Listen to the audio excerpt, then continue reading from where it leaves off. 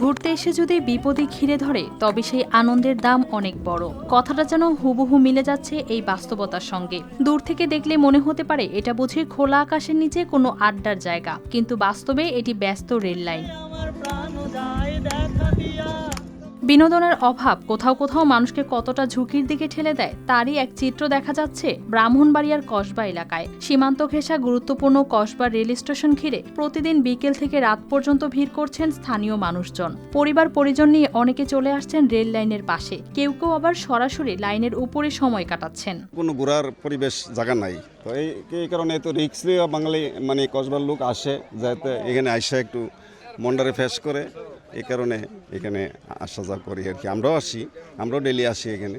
স্থানীয়দের ভাষ্য, উপজেলায় মানুষের অবসর কাটানোর মতো কোনো নির্দিষ্ট পার্ক বা বিনোদন কেন্দ্র নেই, তাই বাধ্য হয়ে অনেকে রেল স্টেশন এলাকাকেই বেছে নিচ্ছেন। আমাদের যে ইয়াং জেনারেশন এবং যে ছাত্রছাত্রী বা ইয়াং জেনারেশনের জন্য বা বৃদ্ধ বয়স্ক ছেলে সন্তান বাচ্চা কাচ্চাদের জন্য ঘোরার কোনো প্লেস নাই বা একটা পার্ক বা অন্য কোনো কিছু নাই, ঠিক আছে। তো এই জন্য আমরা এই বিকালে আবহাওয়াতে, এই প্রাকৃতিক আবহাওয়াতে আমাদের এই সৌন্দর্যটা উপভোগ করার জন্য শুধু মনোরম পরিবেশ নেওয়ার জন্য আমরা এখানে আসছি আর কি। মূলত যদি এই উপজেলাতে যদি কোনো একটা পার্ক বা ঘোরার জায়গা, কোনো একটা বিনোদনের জায়গা থাকতো, তাহলে আসলে আমরা এই রিস্ক নিয়ে এই জায়গায় আসতাম না। এই দৃশ্যের আড়ালেই বাড়ছে বড় ধরনের শঙ্কা। ব্যস্ত এই রেলপথে আন্তনগর সহ বিভিন্ন ট্রেন নিয়মিত চলাচল করে।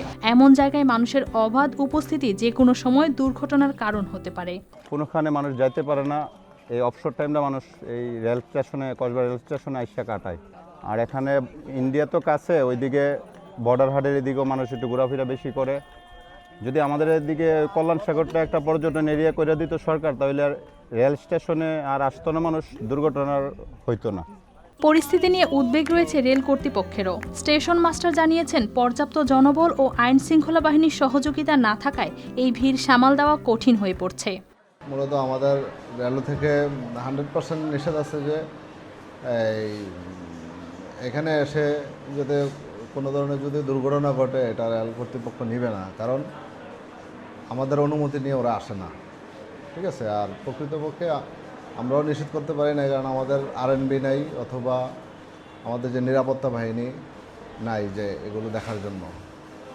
রেল কর্তৃপক্ষ আমাদের এখানে কোনো আরএনবি বরাদ্দ দেয় নাই। সেই ক্ষেত্রে আমরা মাস্টার হিসাবে যতটুকু পারি আমরা বিধিনিষেধ ওদেরকে বলি।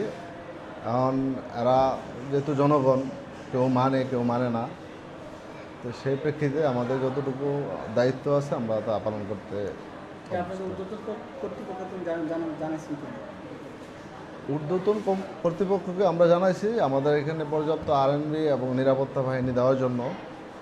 তো ওরা আপনার জনবল সংকটের কারণে এখানে দিতে পারতেছে না আর কি।